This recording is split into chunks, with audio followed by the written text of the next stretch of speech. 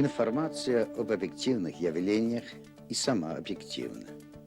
Субъективную окраску дает ей читатель или распространитель. Посмотрим, как это делается. Говорит Таллин. Интерес к партийной печати в столице Советской Эстонии необычайно большой. По данным статистики, на каждого читателя, включая детей дошкольного возраста, постоянно приходится почти 4 экземпляра периодической печати.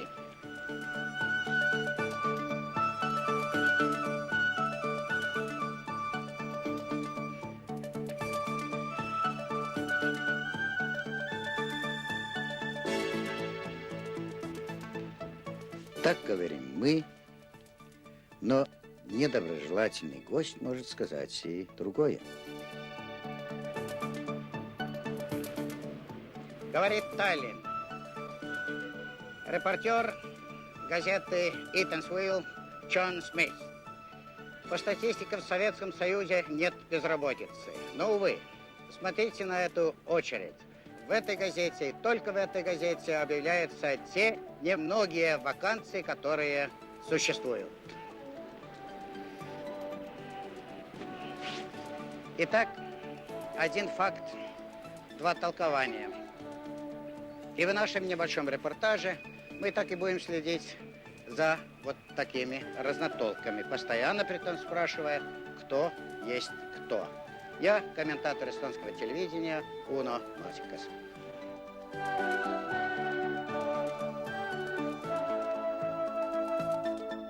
Первый вопрос вожаку нелегального совета церквей евангельских христиан-баптистов Дмитрию Минякову, в прошлом жителю города Валга, из области толкования советского законодательства. Просто всю работу приписали мне. А я благодарен Господу, что меня посадили, а дело идет. Дело идет. И когда дети приезжали, говорят, и типография работает, и издательство работает, слава Господу, все работает, и все продолжает идти, как и было. Расскажите коротко о вашей жизни здесь, на месте заключения. Ну, пока живой, так это все. Слава Богу. Как ваше здоровье?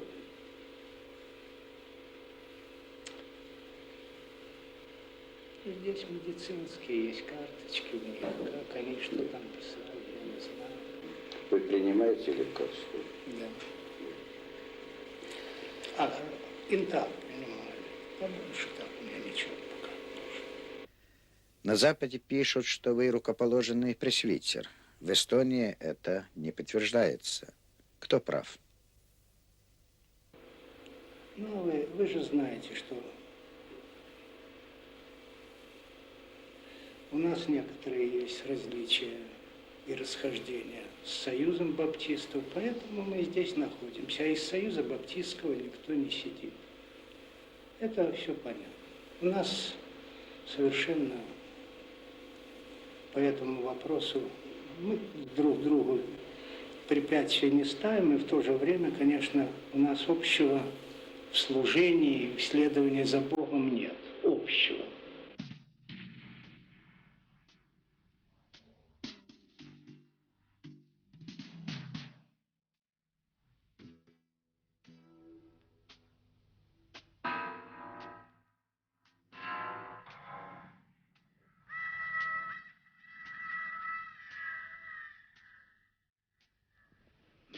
Да, после всего этого не мешало бы передохнуть минуту.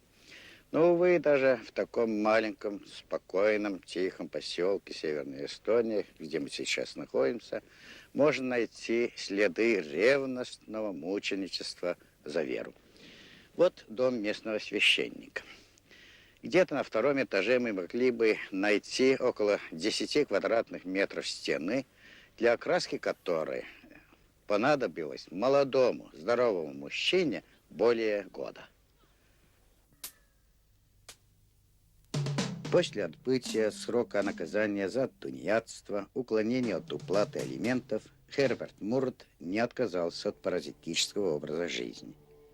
Снова судебный процесс. Единомышленники торопились оправдать деяния подсудимого его религиозностью, гонениями на верующих.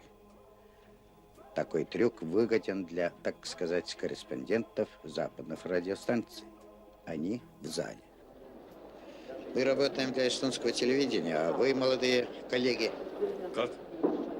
Что? Ну, для кого записи и фотографии делать? Для себя. Ну, и для себя это еще не самый худший вариант. Заморские агентства собирают таким образом данные для создания списков лишенных в нашей стране прав человека. Громким голосом говорится о них в антикоммунистической прессе и на совещаниях вплоть до мадридского.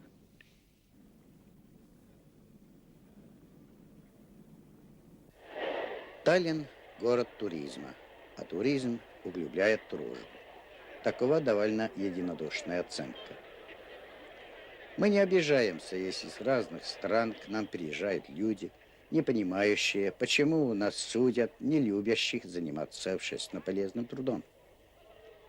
Мы же сочувствуем многомиллионной армии безработных на Западе, тем, которые из-за протеста против безработицы оказываются на скамье подсудимых. Что делать? Ведь общественный строй определяет и взгляды.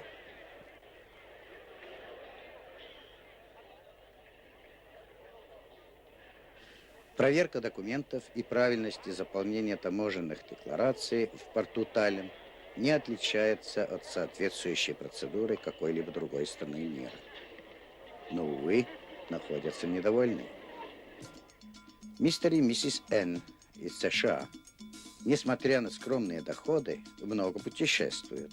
Во время третьего посещения СССР они побывали в 6 городах, выявили группу верующих, готовых клеветать на свою родину. Информация была тщательно спрятана в газетах из-под фотопленок. Опять возникает вопрос, кто есть кто?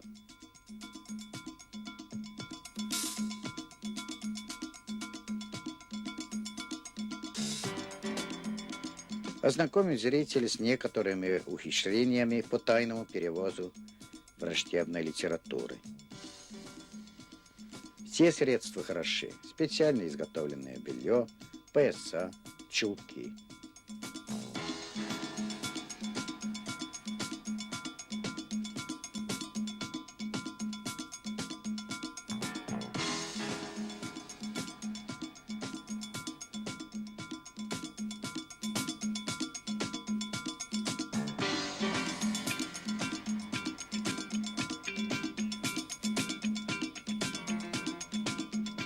Еще серия фотодокументов.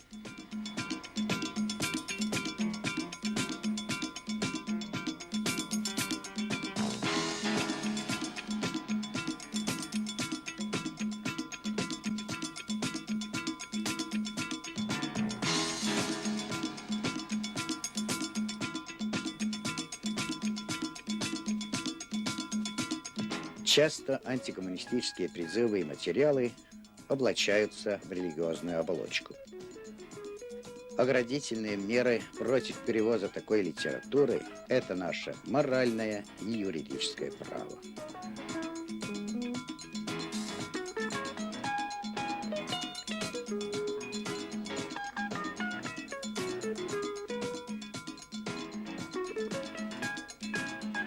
В нашей стране имеется необходимое количество церквей и молитвенных домов. По ходу фильма вы их увидите. Но в одной советской Эстонии за последние 20 лет получили новые молитвенные дома баптисты городов Валка, Нарва, Кохтла-Ярва и других местностей. Реконструируется молитвенный дом в городе Эльва. Об этом зарубежные миссии предпочитают молчать. Это и понятно, так как любые факты, свидетельствующие о свободе вероисповедания в нашей стране, выбивают у них почву из-под ног. Им нужна информация о нелегальной деятельности, и поэтому они прилагают столько усилий ее развертыванию. В этом они нашли единомышленников в лице Минякова и других вожаков Совета церквей евангельских христиан-баптистов. для которых не жалеет ни сил, ни средств. Справедливости ради следует отметить, что у них есть и успехи. Многих честных баптистов удалось одурачить посредством тезиса о том, что христианская деятельность якобы возможна только в нелегальных условиях. Дескать, истинное отделение церкви от государства обеспечивается ее уходом в подполье. Ну, давайте посмотрим хоть несколько из этих произведений, так сказать, духовной литературы. Вот издание из Лондона, Соединенные Штаты. И, очевидно, уже не переводя даже название, по самой обложке можно понимать, что это за литература. Вот издание из Парижа. Это русские эмигранты и ренегаты. Швеция. Ну, это прямо направлено на Эстонскую ССР. Канада. Федеративная республика Германия. И вот, так сказать, вербовочные листовки. Как писать в Советский Союз, на что и на кого жаловаться. Листовка, выпущенная в защиту того же Дмитрия Васильевича Минякова. Кстати, начинается листовка со слов, что Дмитрий Васильевич Миняков один из более известных и любимых духовных лидеров страны Советов, находится при смерти в Таллине в тюрьме. И главное, вот на всех этих листовках указание: подпишитесь, но ради Бога, не укажите на связь с нашей миссией. Проинтервьюируем одного лидера западно-германской миссии Friedensstimme Германа Корта. Алло. Алло? Алло. Palun, Sergei, kuulatele, rääkige. Алло. Я? Добрый вечер. Да, приветствую вас. Это господин Корт? Допустим, Осторожно ответьте. я еще все не знаю, с кем я говорю, понимаете? А я корреспондент эстонского телевидения Уна Масикас. А как вы попали на этот телефон? Ну так это же многие знают. Кстати, это я в Валге узнал. Да. И вы уверены, что вы правильно попали, да? Совершенно. Я слышал статьи, я читал статьи ваши. Не знаю, насколько вы участвовали в этих статьях. Вот. Но я думаю, что не без вашего ведома и не без вашего участия. И там упоминается иногда имя одного гражданина Корта. Так. И совершенно искаженно. В ваших журналах печатаются такие чудовищные вещи, что насчет искажений, что наших верующих держат там в кандалах, и в наручниках, и закрывают на сутки в такие ящики, где забиты гвозди, что верующих школьников отравляют ядом и так далее, и так далее. Ну разве это... Мне только один вопрос. Пожалуйста. Как попали журналы к вам, о которых вы говорите? Так нет, это у ваших братьев были. Так братья не имеют контакт с работниками телевидения. Но это опять одна из тактик, я это понимаю. А между прочим, вы ошибаетесь и в том, и в другом. Каково мнение представителя легального баптистского большинства?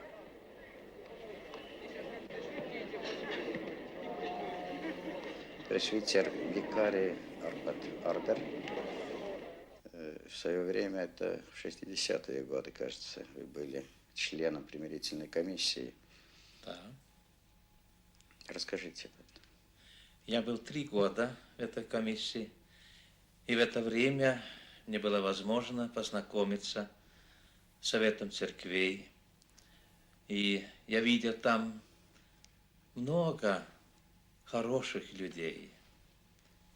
И, к сожалению, тоже некоторых которые были далеки от чувствования Христовых. В чем основная разница между двумя сторонами? Я думаю, что в то время разница была в отношении регистрации. Уточняем по некоторым документам начала 60-х годов. Вот титульный лист устава Союза церквей и евангельских христиан-баптистов. В параграфе номер 3 сказано, что в силу принципа отделения церкви от государства, Союз церквей ИХБ, органы его управления, отделы и так далее, являются совершенно свободными, независимыми от государства объединениями верующих граждан-единомышленников. И тут же примечание. Общины, нарушающие принцип отделения церкви от государства, состоять в союзе церквей не могут. И особенно больное, что эстонского братства глубоко тронуло. Это было отношение Совета церквей к нашим руководящим братьям в Москве и, в частности, отношение к нашему генеральному секретарю Александру Васильевичу Кареву. В чем это случилось? Они его обвиняли в всяких самых страшных грехах идеологических. И, между прочим, тоже исключили из церкви. Верующие все. Христос говорит, и бесы веруют и трепещут. А нужны верные Богу. Некогда Карев сказал, он говорит, что вы еще не ели хлеб тюремный, а я ел, поэтому я не хочу его есть. Предпосылки для примирения имеются. Если оба стороны признают свои ошибки и свои долги перед друг другом, тогда я верю, что мы можем скоро достигнуть примирения и единения и совершать то, чего наш Господь Иисус Христос нам учил в молитве «Отче наш». Оказывается, что баптистам-раскольникам нужна полная личная свобода для поступков деяний даже тогда, когда они идут вразрез интересам общества, закона. Баптист-раскольник А из города Нарвы получил от государства благоустроенную квартиру, а свой индивидуальный дом превратил в склад антисоветской литературы, типографского оборудования, место для временного проживания людям, боящим дневного света. Неужели у верующих только такой подход к проблемам жизни? Нет, есть и нормальный подход. Слово пресвитеру баптистской общины Юрий Puusaar. Minu Kanadas õppimise ja töötamise periood kokkuvõttes vältas umbes 1,5 aastat. Reis oli huvitav ja kasulik ja haaras 2 eesmärki. Esiteks õppimine. Мой учебный рейс в Канаду длился в общей сложности 1,5 года. Пребывание в Канаде было интересным и полезным в 2 аспектах. Во-первых, усовершенствование по практическим пасторальным вопросам при университете Макмастер. С другой стороны, очень интересными оказались встречи с верующей молодежью, представителями поколения, родившегося в Канаде и изъявляющими большой интерес к далекой родине их родителей. Toimuvad nende vanemate sünnimaal, kes on huvitatud oma emakeelest ja meie õppused toimusidki eesti keeles ja usun, et lisaks vaimulikule... Помимо духовной пользы, приобретенной взаимно, молодые люди многое узнали о жизни и быте советской Эстонии. Беседы и занятия велись на эстонском языке. Приятно сказать, что во время моей работы в Канаде пресвитер эстонской общины баптистов города Торонто побывал в Эстонии и вел службы во многих церквах в Таллине и других городах. Töötas Eestis ja jutlustas Tallinna väga mitmetes kirikutes. Вот о чем зарубежные миссии ни слова не говорят, скорее наоборот. Если вы знаете о положении, вы с Миняковым встречались, Да, вы да. говорите, он нарушил законодательство. А когда Так. он принял его? Когда он расписался за него? За это законодательство? Так видите, все граждане Советского Союза подчиняются всем законам, которые у нас существуют. Так нужно принять? И я могу вам напомнить, что он принял, между прочим, и присягу принял при вступлении в советскую армию. Но, правда, он оттуда ушел, это другое дело. Он гражданин Советского Союза. Сегодня где-то около 200 узников Так, за дело евангельское. Ага. И что, они все преступники? у вас списки есть? Есть факты, когда проходили штрафные вот эти, или приглашение на суд людям, которые уже были 2 года уже в земле, уже умершие, или наказывались в административном порядке люди, которые уже нет в живых 2 года. Вот это уже формальность. Вот Герман Германович, вот наконец-то мы начали говорить так, как следует. Потому что вы говорите, что я здесь не проинформирован об этих делах, а вы, оказывается, в Западной Германии, где-то в маленьком городке, вы знаете все. В общем, я не из Валги, конечно, говорю, а из города Тима. Помните, да? Таллин — это Тима. Это ваш код, да? Да? Вы о чем говорите? О Москве-Лене и так далее. Не так ли? Или изменились коды? Не знаю, о чем вы говорите. Ну как, ну надо знать.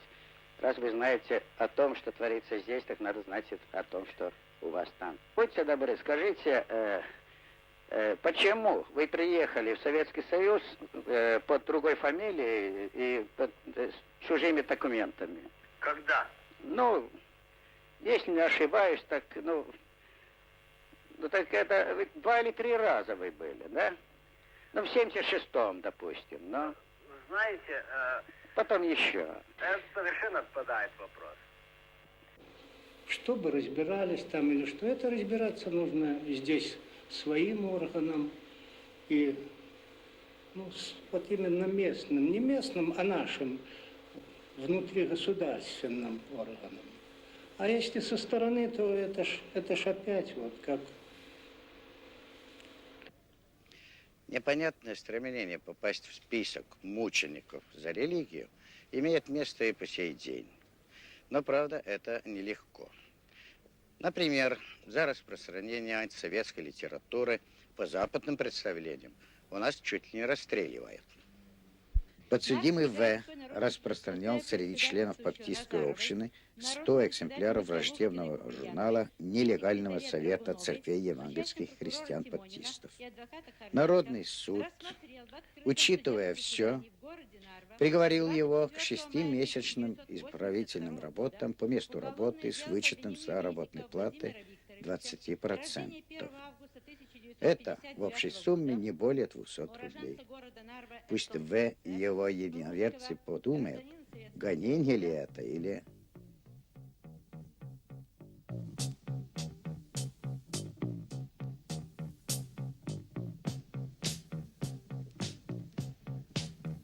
Лучшего жилого дома и сада желать не приходится. И все же житель дома пастор С. написал, так сказать, труд о нехватке современному эстонцу и жизненного пространства. Труд сочетали различные зарубежные голоса.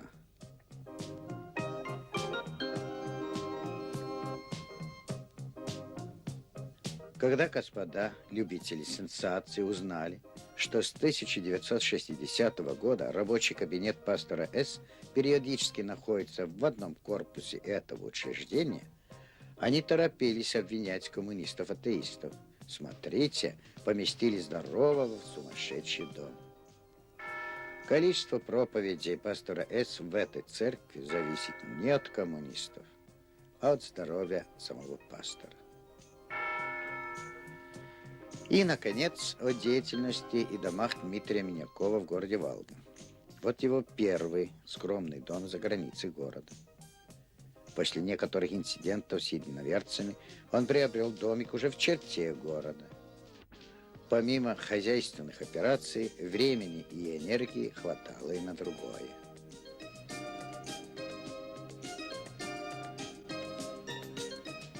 Красивая местность, не правда ли? Но, видимо, Минякову самое главное было то, что к этому хутору имеется вполне скрытый подход, как вы убедились. И вот в этом хуторе так и было решено создать типографию.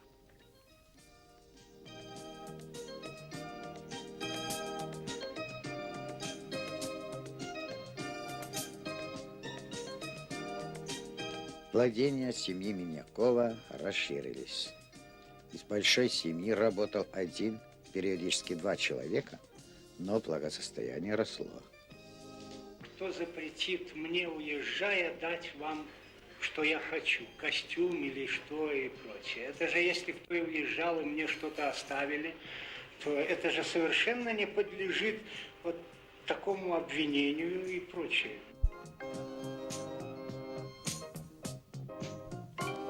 Ловкий бизнесмен, сказали бы на Западе, и пусть верит этому тот, кто хочет. Дмитрий Васильевич, вы были казначеем того совета родственников верующих. Не связано ли это с вашими домами в Волге?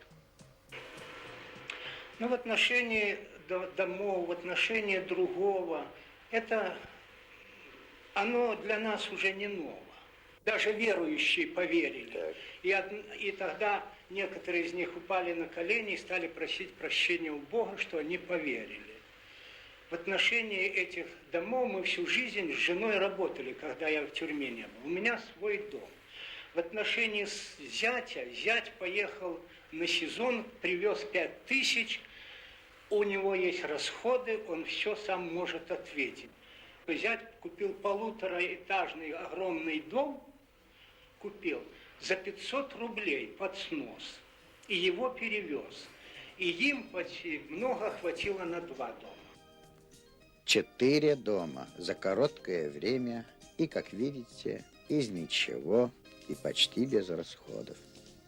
Вы в своей автобиографии ни слова не говорите о своем первом сроке. За что это было вам дано? Ну вот на этом сроке они, вот, органы часто пользуются этим моим сроком, этой моей статьей. Они, значит, вот Что было частенько настраивают. Оно и здесь настроено, потому что вы не знаете, кто он. Отрядный говорит, он служил у немцев, а мой отец там умирал или ранен был и так далее. Это конек излюбленный.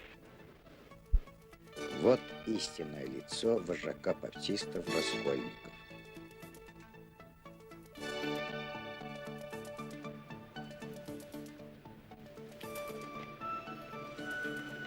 Итак, эта популярная газета «Эхтулех. Вечерний Таллин» содержит разносторонний интересный материал. Правда, иногда и грустный. Например, вот о том же Герберте Мурзе, с которым мы познакомились во время репортажа, также печатался в этой газете. Правда, в рубрике «Кто знает», поскольку за время длительного его бродяжничества 2 несовершеннолетних детей остались без алиментов.